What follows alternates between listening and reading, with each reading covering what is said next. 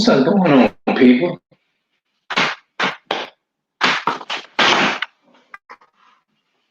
Looks like it wants to rain.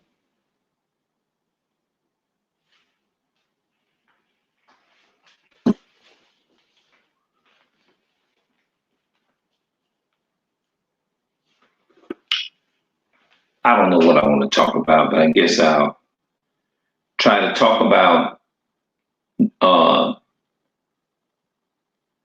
judgment, judgment upon America. America is identified. The Bible called the proper name for America in the Bible is Babylon, and in order to have that name America, you've got nations in the Bible is a proof fact that they support the ways of America because everything, think about it. I want y'all to think about this here. Whether you're my sister or my brothers watching this blog right now, everything that the Bible is against, everything righteous, the Bible goes against everything that's unrighteous. The Bible goes against everything that is unrighteous. Now, if you look at the so-called America, the so-called White House, the Bible says in Job 9:24, the earth is given into the hands of the wicked, right?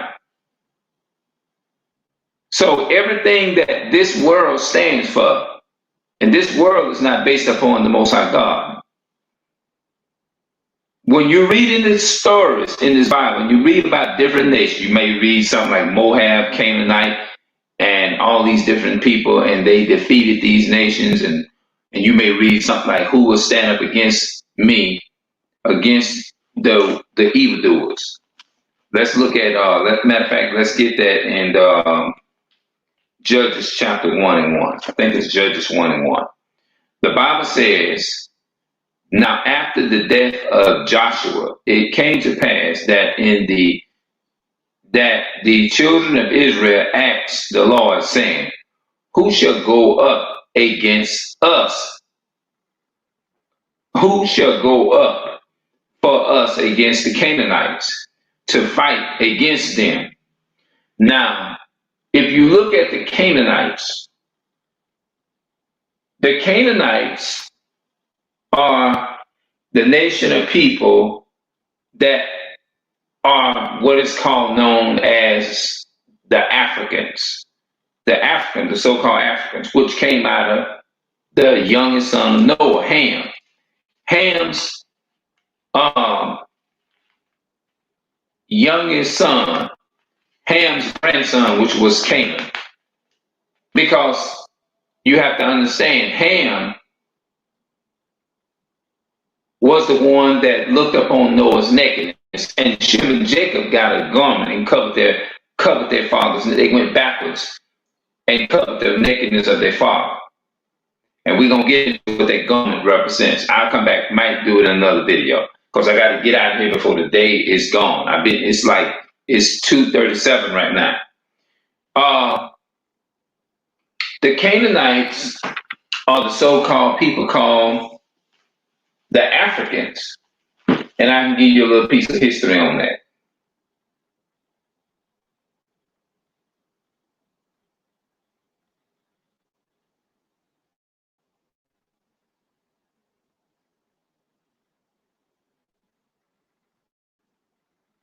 Yeah. So just give me a second. Give me a minute to get it. Or maybe a second or whatever. The Canaanites are the dark race, not the Negroes.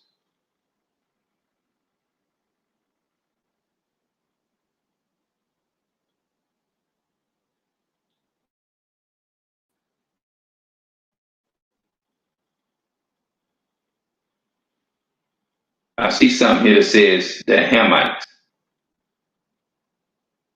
Here we go. This might help out a lot.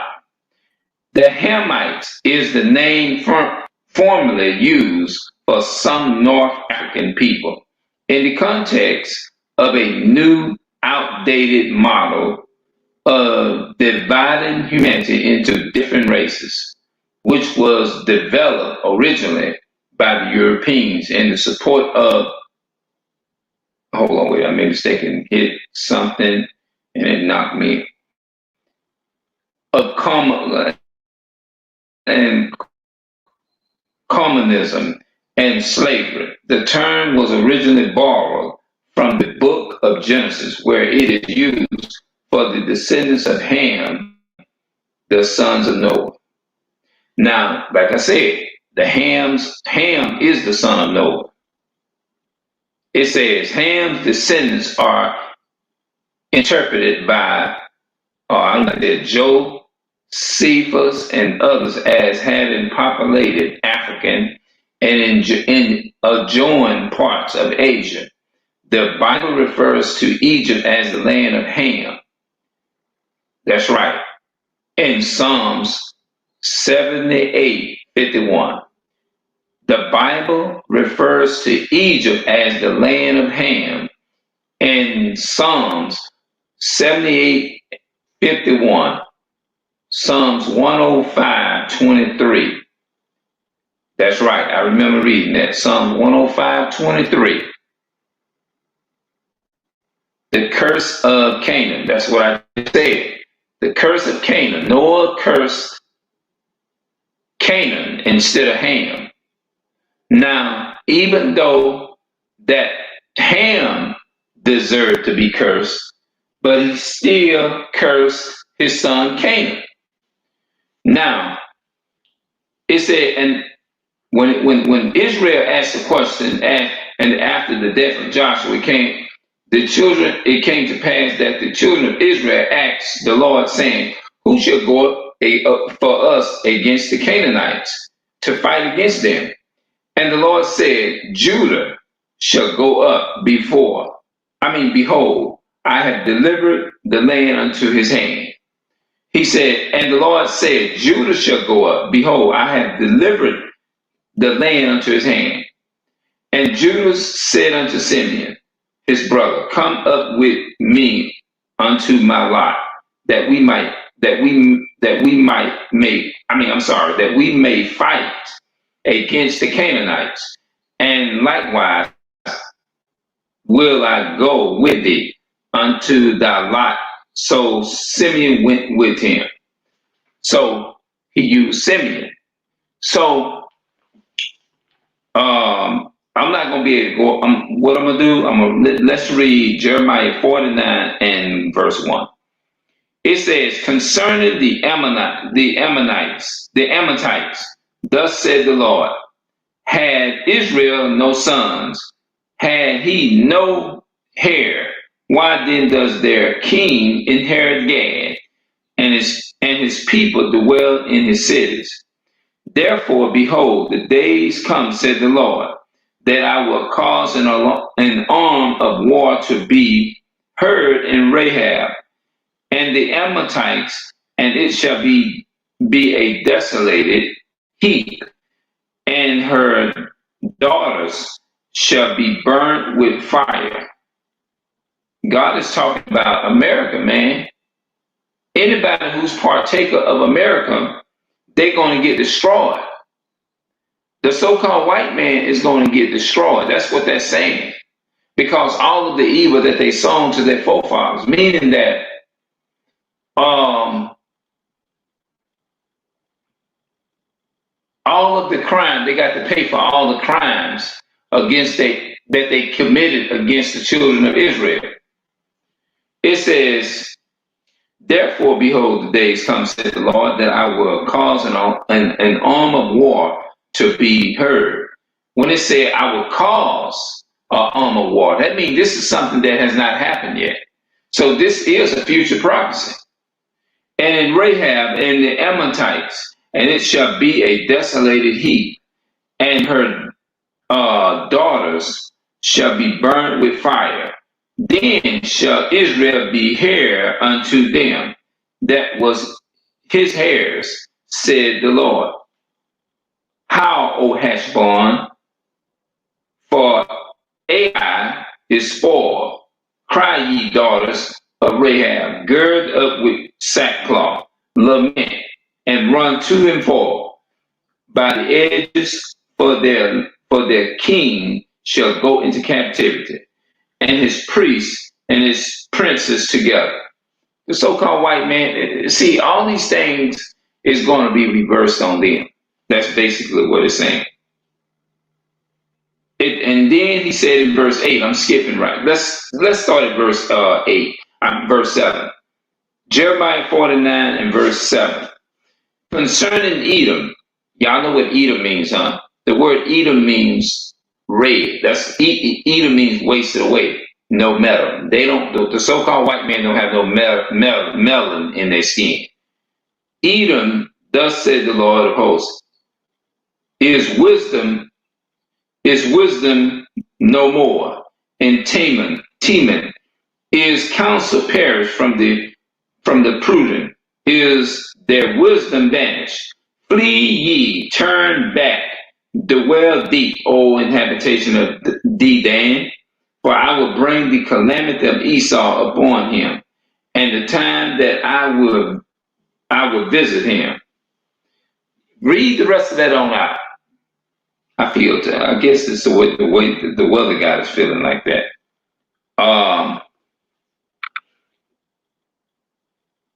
Howl, O Heshbon, for Ai spoil, ye daughters of Rahab, girded with sackcloth, lament, run to and fro by the hedges, for their king shall go into captivity, and the princes and the priests and his princes together. So that was some words that I was supposed to broke down in here.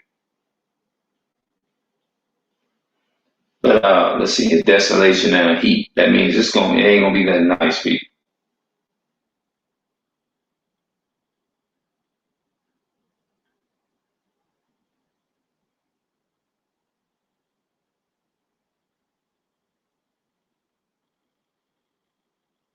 What does desolation and a heap mean?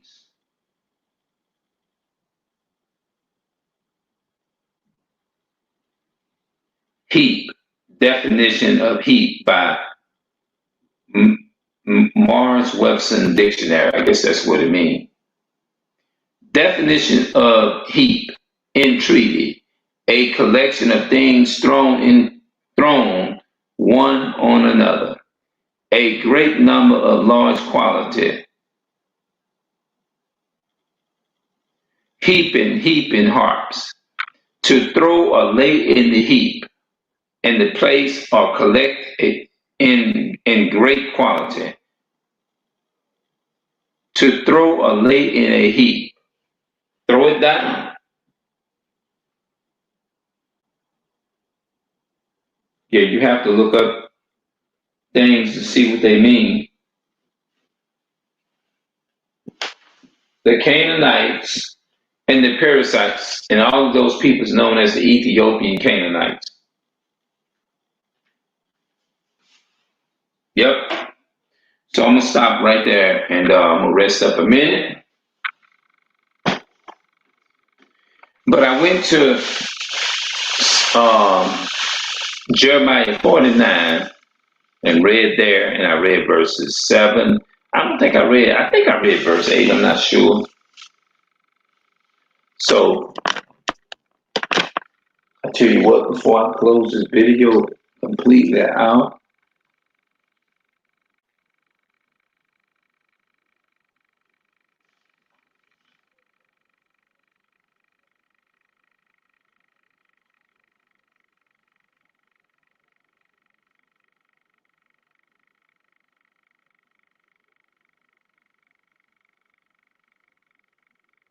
hold on.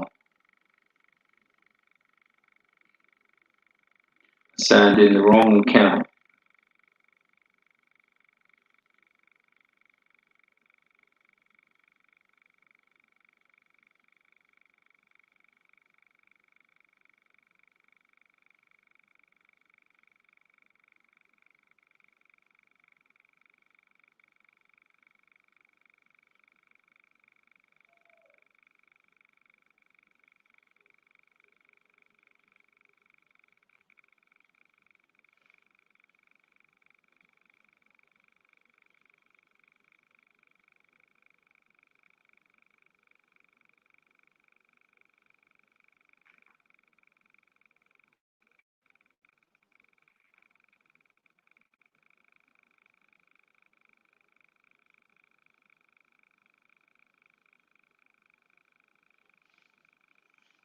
Okay, let me get up out of here.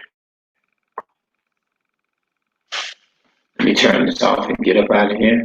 Get off of here.